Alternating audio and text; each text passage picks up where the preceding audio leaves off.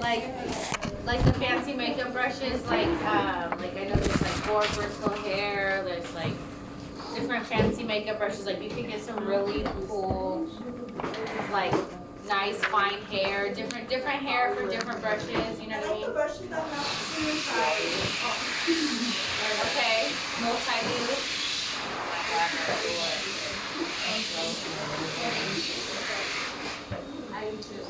Okay, just an announcement or disclaimer and FYI. I love and appreciate that you guys wash your hands, but can we close the door when we use the blower?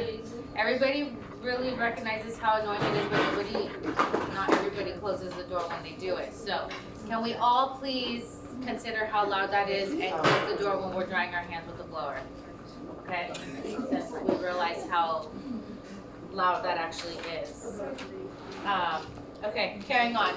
Hair is the term for the bristles that we use in our makeup brushes. There's a lot of different kinds depending on what application you're doing, whether it be eyeshadow, foundation powder, blush, even liquids have brushes, and they have all different types of hair. But hair is the term that we use for bristles. Ferrule is the metal part that holds the brush intact and supports the strength of the bristles. Do we all know what part that is? What we're talking about?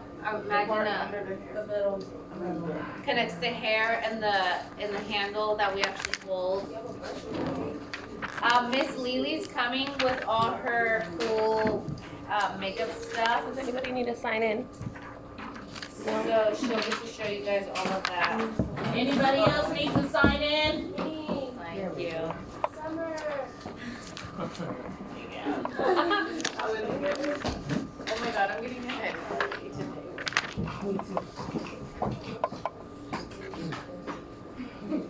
If you guys are sick, please wear a mask. Please be courteous. I appreciate you guys showing up for the few that are here. No, it's not. Okay, so the handle, the ferrule, the hair, these are the three basic components to a makeup brush. We want to always be cleaning our brushes. The way we do that is by cleansing them gently with an antibacterial detergent followed by a commercial cleaning solution. Who here does makeup? Who here does their own makeup? Who uses makeup brushes? What are you guys using to clean it? Brush cleaner, Dawn solution. What is brush shop? Who's It's any specific brands you guys are using besides Dawn solution? I use Morphe. Morphe has a brush cleaner. Okay. Okay. So make sure you check your brush cleaners that they are actually antibacterial. If they are not antibacterial, you're wasting your time. You might as well be doing it with water. So we definitely have to take very good care of doing it gently because these brushes are usually not cheap and they're usually made very delicately. They can fall apart, you can damage them. How many of us have already damaged our acrylic tip brushes? So those are the second to most easiest to mess up. But makeup brushes can very easily be damaged, so we do want to make sure we are doing all of the antibacterial and disinfectation very gently, but also regularly. Don't not clean them. That's also the belts. We talked about it yesterday. Are the belts State Board approved? Makeup belts are not State Board approved. They have cross-contamination. Makeup belts, they wear them around their waist and then they put the little brushes into them. Don't they be using those as support? They use them all the time. Like I said, there's a lot of things in the industry that are not necessarily State Board approved. That's why we have State Board regulations and people that go out to make sure that they're actually being upheld. How these loopholes happen and how so many people get away with doing certain things, I don't know. There's a lot of nail shops that break the rules. There's a lot of makeup places that bend the rules. It's each place and to each their own. You won't care until it happens to you, so just don't say you didn't know. You've been warned. What did I recommend versus using the makeup brushes and the belts? What should we be using if we're working on clients? Disposables, thank you. Applicators such as mascara wands, even lip applicators.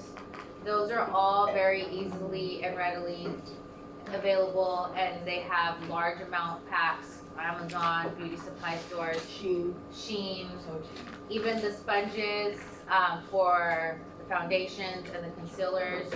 Using your brushes lightly at the end to finish a face that somebody paid you good money for is not frowned upon. It's just minimize the amount of cross-contamination and the amount of items you need to disinfect by using what we have available. The disposable items, they're there for us for a reason. It's cleaner and safer, saves you time. They're really not that much money. So some of the items that we are going to use with the makeup brushes and those tools are going to be powder brush, blush brush, concealer brush, lip brush, eyeshadow brush, eyeliner brush, angle brush, lash comb, brow brush, tweezers, eyelash curlers, pencil sharpener. There's also a lot of people who do falsies, so having a lash applicator, sometimes it's not just tweezers, there's a specific looking tweezer that's for the lashes. Also an eyelash curler, if there's people who have natural lashes, is very common. A lot of people really like the curlers if you know how to use them. They can be hard to use. I think doing lashes on others when you're just doing their makeup is very difficult. So whatever feels easiest for you, you know, go with that. There's more than one way to do the lashes. Pencil sharpener, I always lose my pencil sharpener and it's a nightmare.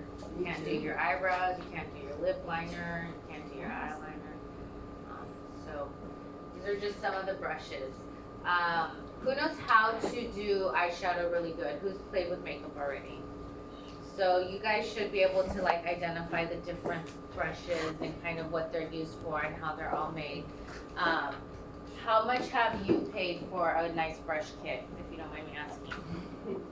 The last one I bought was like a little more, like $20, that's pretty good. And how many brushes did you get?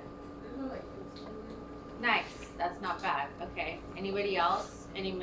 How many? It's How- like $50. Okay. And it was, or 45, and then it was around like 20. 20 brushes for $45. Okay, that's a good range right there. That's nice. God, back in the day, I used to buy back brushes, and they were heck expensive. It was like individual.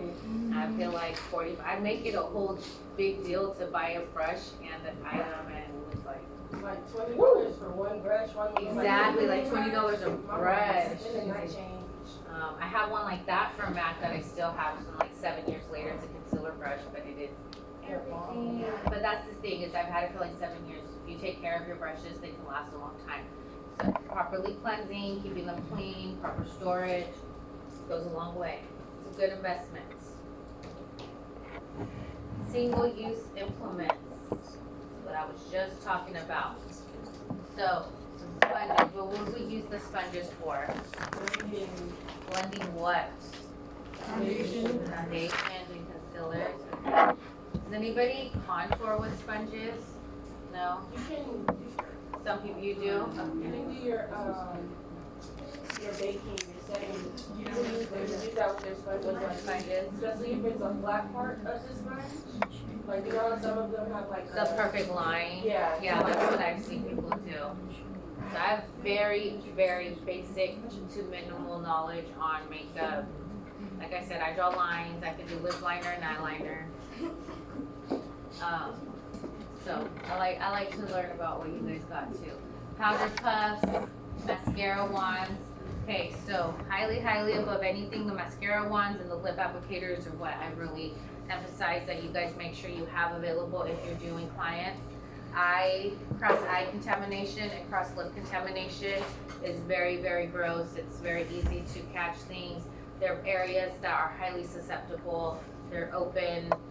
You do not want to get pink eye or what's the word for pink eye? Conjunctivitis. We do not want to be giving it through our mascara. Mascara breeds bacteria very, very easily, and the eye is open and vulnerable. So please, if you are using your good professional brushes, that's fine, but